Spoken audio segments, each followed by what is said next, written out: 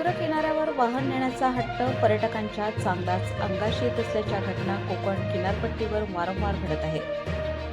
अशीच घटना शुक्रवारी रत्नागिरी तालुक्यातील नेवरे काजीरभाटी समुद्र किनाऱ्यावर घडली. पुण्याहून पर्यटनासाठी आलेल्या पर्यटकांनी आपली कार थेट समुद्र किनाऱ्यावर नेली. मात्र भरतीमुळे पाण्याचा प्रवाह वाढताच कार वाळूत खोलवर रुतली आणि कार बाहेर काढण्याचे सर्व प्रयत्न निष्फळ ठरल्यानंतर अखेर जेसीबीच्या साहाय्याने कार बाहेर काढण्यात आली.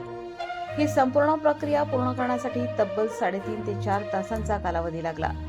समुद्र किनाऱ्यावर वाहन नेऊ नये आणि भरती ओहोटीच्या वेळेचे भान ठेवावे अशा सूचना प्रशासन आणि स्थानिकांकडून वारंवार दिल्या जातात. मात्र अनेक पर्यटक या सूचनांकडे दुर्लक्ष करत असल्याने अशा घटना घडत आहेत. त्यामुळे पर्यटकांनी साहसाच्या नादात स्वतःचा जीव धोक्यात न घालता सुरक्षेच्या नियमांचे पालन करण्याचे आवाहन करण्यात आले आहे.